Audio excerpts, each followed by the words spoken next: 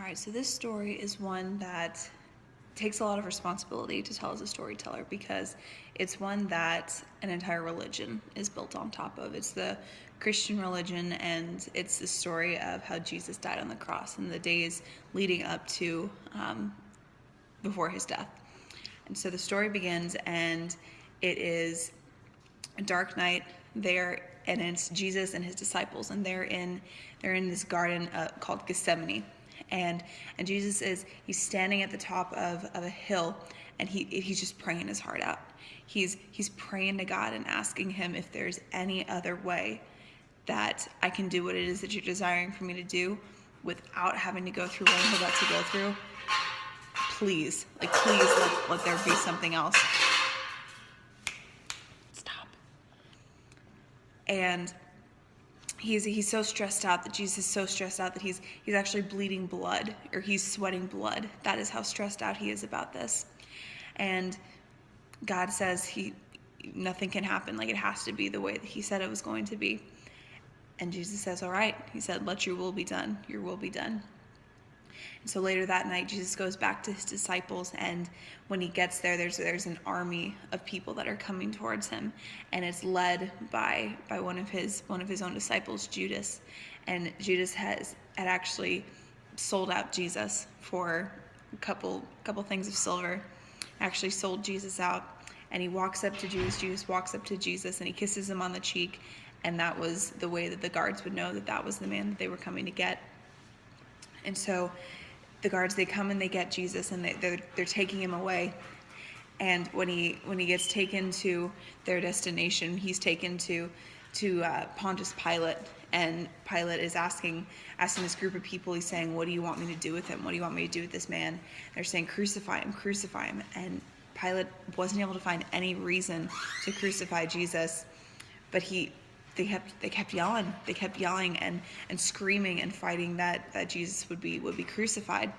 He even offered up another man named Barabbas, who's a murderer. And he said, "Who do you want me to let free? I'll let one of these guys free." And they all scream, "Barabbas, let Barabbas go."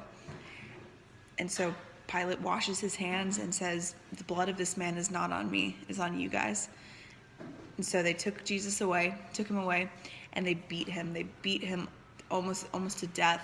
They were taking a whip that had broken nails and broken glass in it, and just whipping Jesus. So when they would pull it back, it'd rip out pieces of his skin. And Jesus was beaten so badly, and then on top of that, they made him walk up a hill with his cross. They would carry his cross up to the hill where he was going to be crucified, called Golgotha, which means I forget the name of it. But he takes him up there, and when he gets there, they shove a crown of thorns onto his head, and they put a sign above him on the cross that says "King of the Jews" in a way to mock him. And as Jesus hangs there, there's these two guys that are on either side of him, and they're asking him, "Well, why don't you free yourself? Why don't you free yourself? If you're the King of the Jews, why don't you free yourself?" And one of them is taunting him, and the other is saying, "Well, I see you. Well, can I repent my sins? Can I repent for what I've done?" And Jesus tells him, "I'll see you in heaven. I'll see you in paradise." And as Jesus got weaker and weaker, he looks up to God and he says, "Forgive them, for they know not what they have done."